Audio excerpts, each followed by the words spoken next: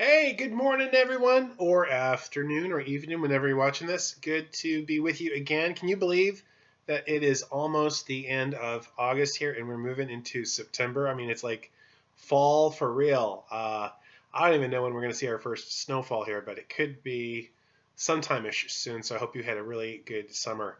Let's pray, and then we'll jump into our discussion for today from the Bible. So, Lord, thanks so much for all my friends. Please guide our time. We want to know you. We want to know about the big story in the Bible, so help us to understand and apply things to our hearts. We love you and pray in Jesus' name. Amen.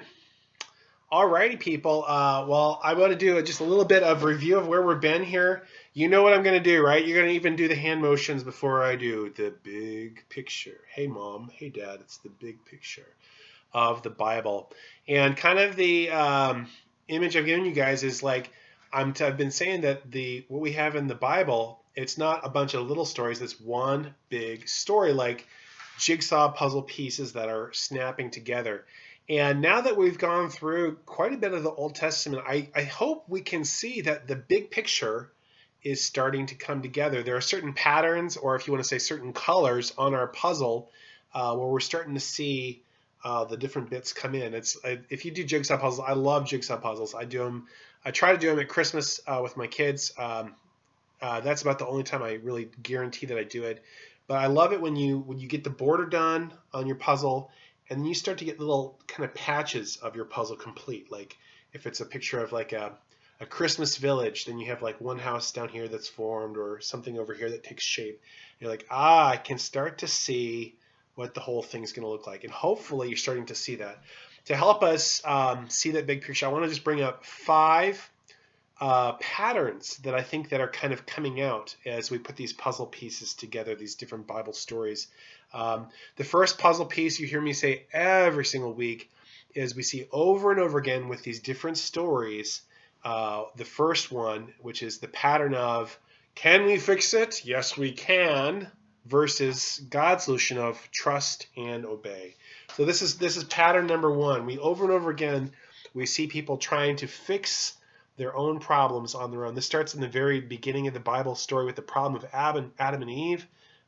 They try to fix their own sin, and God says, no, let me do it. It happens with Abraham, and over again, even with Moses striking the rock, people get tempted to try to fix their own problems their way, rather than trusting and obeying God. So this is a pattern that comes over and over again. The second one, now you guys will like this. I got some guest visitors for you. The second pattern in our puzzle piece is God chooses the little guy over the big guy. He chooses the weak guy over the strong. And who am I going to bring? Ha ha! You got it! It's little grabber, also known as Jacob, and hairy guy, Esau. Remember that? Remember this? You had the older big brother, the big hunter guy, and kind of the little brother grabbing the ankle there. Who did God choose? The big guy with all the strength, who is older, or the little grabber? He chose the little grabber. And hi everyone, bye. And over again in the Bible, it seems like God chooses the little guy over the big guy. We see this with David and Saul. Remember those 2 kings? Saul was a lot taller, and he's good looking and all that, but God chose David because of his heart. Or even with David and Goliath. Goliath was a big, strong guy trusting in his own strength, and here's David saying, no, I'm going to trust in God's strength. So that's pattern number 2, is God chooses the little guy. Here's my little guy. Hi, everybody. Over the big guy. The third kind of pattern that we're seeing in the puzzle is that of what we're going to say a sacrificial lamb. That means a lamb that was killed to take the punishment for someone else.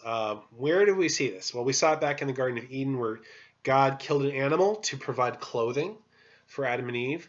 We saw this with Abraham. Remember that there was a ram caught in the thicket. There was like a tree that the ram, this is like a male goat, got caught in. We saw this in the Exodus from Egypt, where the Israelites had to use their brush and paint the blood on the door frames. Oh, I have a door right behind me. I can paint it right there. Where there was a lamb sacrifice so that the Jewish people didn't have to be punished.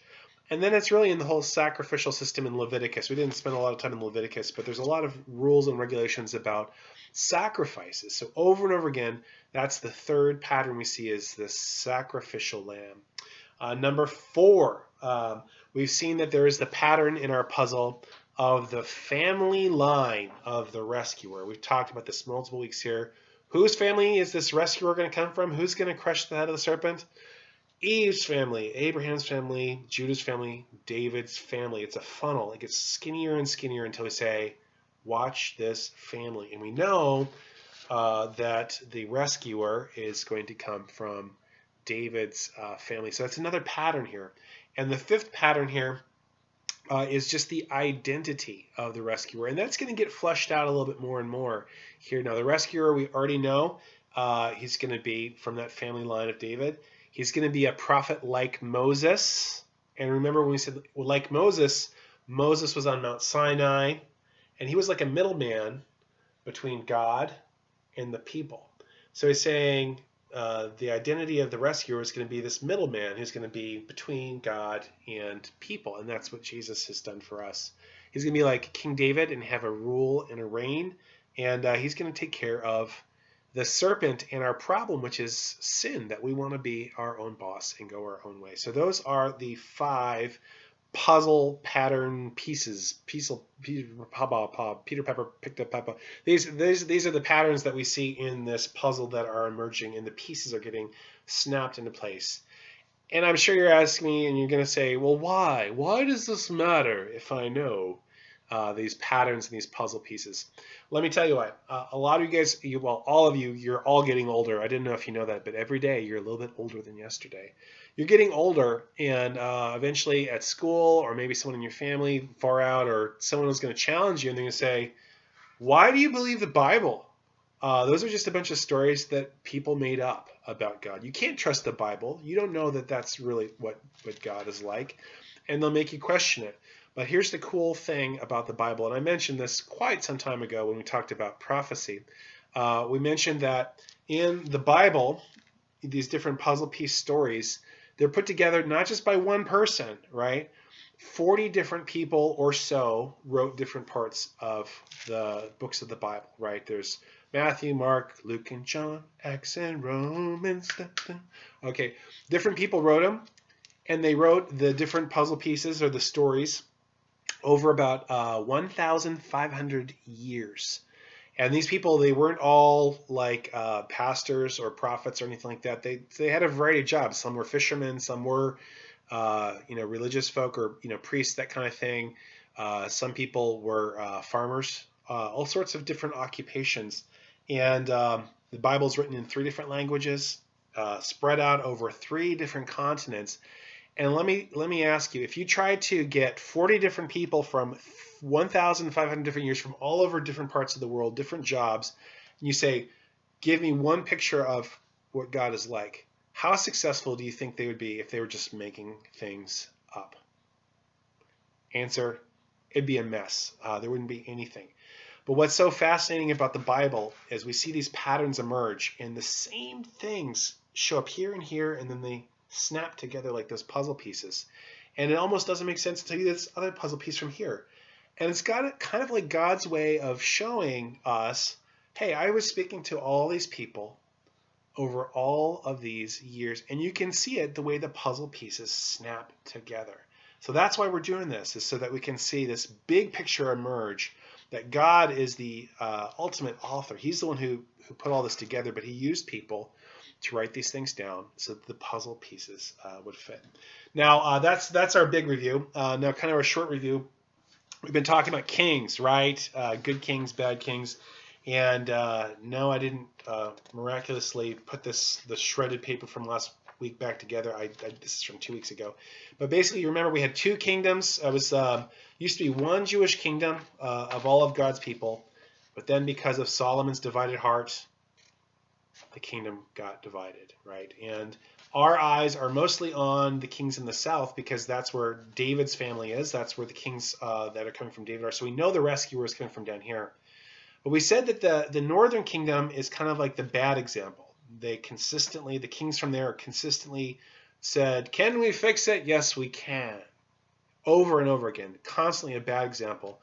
And the kings in the south were a mixed bag. Some of them said, no, I'm going to trust and obey God. So sometimes they did good, and sometimes they said, can we fix it? Yes, we can. And it's like a tug of war with their hearts in the South. And here's the thing. You might have noticed that God doesn't often zap people right away when they do the wrong thing. Oftentimes he gives them second chances and third chances and 97th chances. And in this case, God didn't judge his people right away for their bad choices. He didn't just say, oh, you made a bad choice. Okay, boom, you're done. It took a long time for them to show that they were going to consistently go in that direction. And God sent some helpers to ask people, well, are you going to trust me and obey me, or are you going to trust yourselves? Are you going to be Bob the Builders? Don't do it. Don't be Bob the Builder. It's fine to do construction, but don't be Bob the Builder.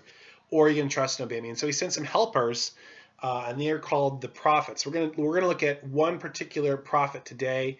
I don't know how many weeks I'll spend on this. Maybe just today. We'll see. Maybe a few more. But he's a real famous prophet. You probably know his name, Elijah. In fact, some of you might be named Elijah. It's a pretty cool name. And basically, the prophets had a special role for God. If I were just to ask you, I haven't had you pause on the funny face yet. Just pause for a few seconds. If you want, you can hit pause or just wait a few seconds here. What does a prophet do? So hit pause real quick. Talk to your family. What does a prophet do? Okay. Prophets, as you all know, they probably had to wear one of these headband things because that's what people in the Middle East wear, right? Headband things, they'd kind of look all prophety, that kind of thing. And they would be spokesmen for God. So God would speak to them, and then they would speak forward and tell people stuff. Now, we often think of, oh, prophets predicted the future. And did they do that? Yeah, they did do that at times, and we'll look at some of that a little bit. Regarding Jesus, they gave some more details about the rescuer. He said the rescuer is not just going to come from David's family, but he's going to be pierced for our transgressions. He's going to be poked, basically. They give additional information. But a lot of the time, what God wanted to tell his people was not things in the distant future, but he said, I want to tell you something right now. I want you people to make the right choice. I want you to trust and obey me. And so the prophets would often tell them, don't make bad choices. Don't be your own boss. Be trusting and be obedient to God. And so I would say, I didn't bring my beard today, but I would say that prophets were like the cheerleaders of the Old Testament, right? Don't serve idols. They are bad. If you serve them, you'll be sad. So to God you should say, yay! Let's all just trust and obey. Trust and obey! Trust and obey! Go team! Okay, I think Pastor Mark is in his office next door wondering what's going on here. But hey, that's what we do. So they're the cheerleaders of the Old Testament, right? And they constantly try to tell the kings and the people, listen, you got a choice to make. You can be like Bob the Builder and trust yourself, or you can trust God. It's going to be so much better if you trust God. And they kind of constantly call people to do this. So we're going to look at one prophet. His name's Elijah. And you might know the story really well. I'm just going to read the story pretty much. But to understand the prophet Elijah, you have to understand the bad man that he was trying to tell to trust and obey. And that bad man was known as Ahab. Ahab, okay. Everyone say Ahab in a really weird voice. Ahab. Okay, he was not a good guy. He was a really bad guy. And in fact, I'll just read this. This is from 1 Kings 16, verse 30. And it says, Ahab, he was one of the kings in the north that was a bad example, right? He says, Ahab, son of Omri, did more evil in the eyes of the Lord than any before him. Just imagine that. The Bible says this guy is more evil than anyone before him. That's pretty evil. Okay, well, what did he do? It says he not only considered it trivial, it means lighthearted, to commit the sins of Jeroboam, son of Nebat. That's what we talked about last week. Remember how Jeroboam made those 2 golden calves? So he says he didn't just do that. He didn't just say, here's some idols and that's your God, go worship them. But he also married Jezebel. Okay, if you want to say Jezebel in a weird voice, you can too. Jezebel. Ahab and Jezebel. Ooh. Okay, so you get the idea that they're really bad people. He married Jezebel, daughter Ethbaal, king of the Sidonians, and began to serve Baal, or you could say Baal, and worship him. So basically saying what made Ahab the king, he was a king in the north, so bad is he didn't just, kind of say, hey, here's some idols and that's the God who led you out of Egypt. He says, yeah, you know what? We're going to worship this other God altogether named Baal. And I'm going to marry a woman from a country that serves Baal, and we're all going to worship Baal, not Yahweh. Now, you might want to, it says he set up an altar for Baal in the temple of Baal that he built in Samaria. So he built a temple for this fake god. He worshiped this god. He married a woman who promoted the worship of this god. They were bad people, and they told people, don't worship the true. They didn't say the true God. They didn't say, don't worship Yahweh, the God of the Bible. Worship Baal. Well, if you've watched Hercules the movie or anything like that, like in Greek mythology, sometimes different gods from other cultures would be connected with something like the ocean or the skies, or I'm trying to think of like wisdom, something like that. Well, do you know what the god Baal was known for? He was known as the rain god. So everyone go Baal. Baal. So he was supposed to be the guy that you wanted to pray to and sacrifice to if you wanted it to rain. And why would you want it to rain? We don't like rain, right? I mean, we like snow a little bit. Well, if you were a farmer, you would want it to rain because that's how you'd feed your family. And so basically says, you know what? Let's go trust in Baal, because if we do our puppets on the string and we do this for Baal, Baal's going to give us rain, and we'll have lots and lots of food and money, basically, because if you have food, you can sell it. And it helps the economy, all that kind of thing. So basically, he says, we're going to worship Baal. So God brings Elijah on the scene to correct Ahab and saying, don't choose idols. They are bad. If you choose them, you'll be sad. Boo, Ahab. Boo. Okay, no, okay. Don't get me started. Okay, so Elijah shows up. Okay, should I put my prophet hat on here? Here's our prophet. I'm not going to do the cheerleader thing here. It says, now Elijah the Tishbite from Tishbe in Gilead said to Ahab, as the Lord, the God of Israel lives, whom I serve, there will be neither dew nor rain the next few years except at my word. Okay, right? So Elijah, the good guy, says it's not going to rain for several years. And who does Ahab worship? The rain god. So he's like, I worship the rain god. You can't tell me it's not going to rain for a few years. You're just stupid, man, right? Well, here's the thing. Guess what happened? It didn't rain for 3.5 years, okay? And that kind of got everyone's attention because, again, we don't think about it much in Alaska about where our food comes from, but just imagine if you had a big drought where there's no rain for 3.5 years and you had to feed people. I mean, we just go to Fred Meyer and we go, oh, food's at Fred Meyer. It just comes from outer space or something. I don't know where food comes from. Well, people have to grow crops. They have to hunt animals or raise animals and slaughter them. And basically what happened is if you have a dry summer, maybe you'll have less fruit on the shelves or that kind of thing.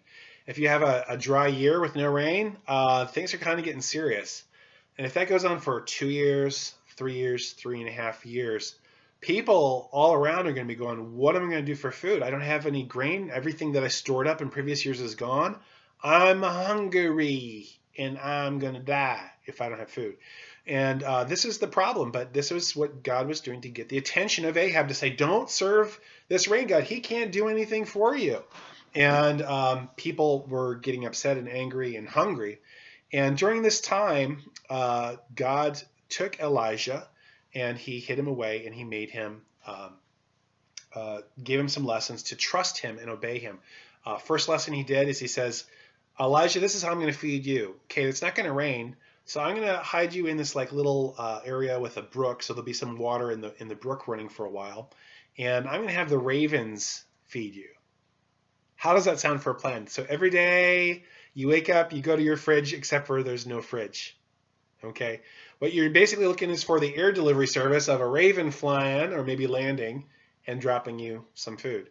And he did this for a while until the brook, the river dried up. But he had to trust every single day that God was going to provide him water in the brook. And then these ravens, the air delivery service, dropping his food or bringing his food to him. And that happened for a while, but eventually the brook dried up and God said, I have another plan for you now.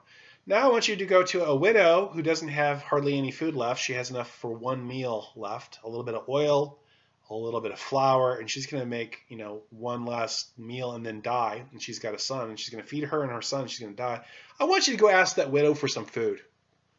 And if I were Elijah, I'd be like, you want me to go ask a woman who's already starving to death, who's going to use her last bit of oil and flour to feed me instead of her own family? He said, oh yeah, don't worry. I got you. Trust and obey. So Elijah does this, and the woman says, okay, you're kind of asking a big thing, but I'll give you your oil. I'll bake you a piece of bread here. It'll be our last piece of bread, and then we'll all just die together. Won't that be nice? And Elijah says, no, God says, I'm going to keep on providing you flour and oil to get you through the famine.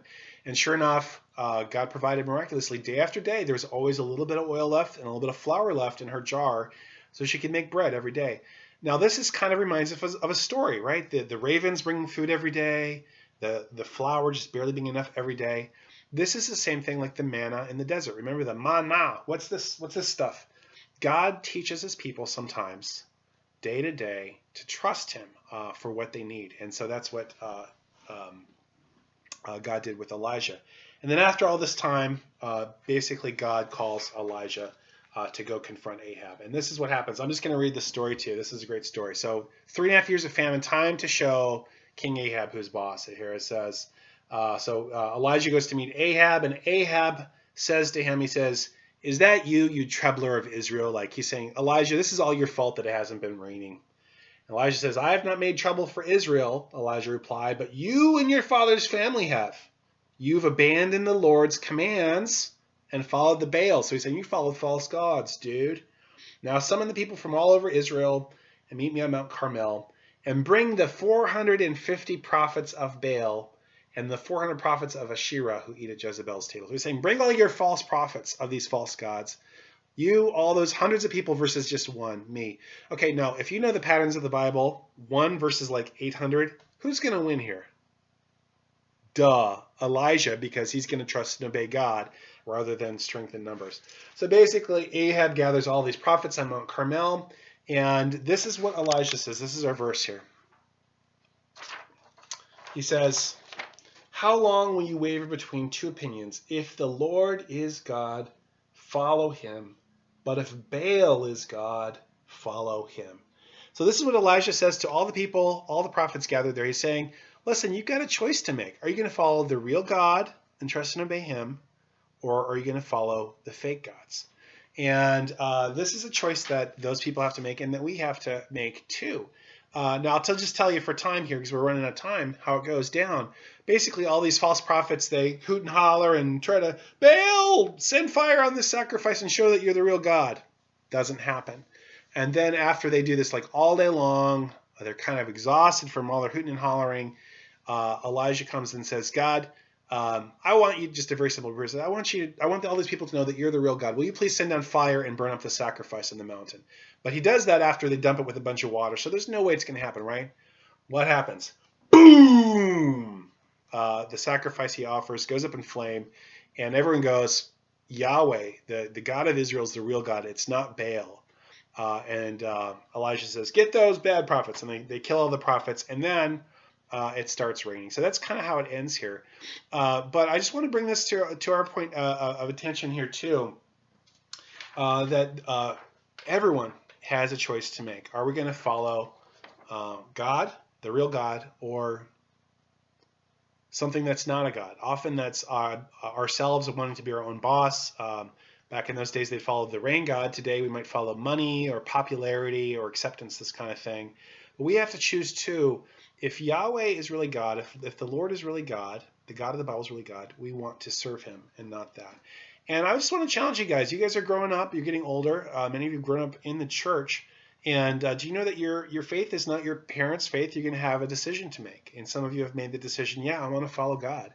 And some of you haven't yet. You're still kind of trying to figure it out here. But I want to encourage you, as we see this picture develop, to say, God, I want your way, your rescuer, and I want to follow you. And I know we're running out of time here, but you do that by trusting in the rescuer that God has sent, which is Jesus Christ. Now you can talk to your parents about that, but basically it's saying, you know what, God, I know that I can't. Can we fix it? Yes, we can. I can't fix this problem on my own. I need your help. And I know that Jesus died as the sacrificial lamb, that he died in my place. He was punished instead of me. And I want to know you, and I want to follow you, and I want to learn to trust and obey you. I believe that Jesus died on the cross. I believe he rose again from the dead, and I want to follow you.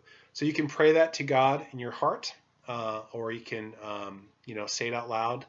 I encourage you to talk to your parents and say, I want to put my trust in Jesus. Help me to do that.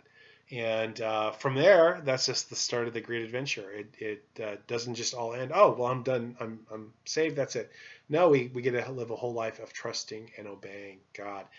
So I got a little bit ahead of ourselves here. We talked about the rescuer, Jesus, but I'll leave it there for today. And next week we'll continue on and find out, well, what happens with the rest of these kings? Do they finally get it right and turn around and trust and obey God? Or do they just say, you know what, we're going to be our own boss? You guys should know the answer by now because it happens over and over again, right? Because that's the big picture of the big picture of the Bible. Anyway, that's it. I'll see you next week.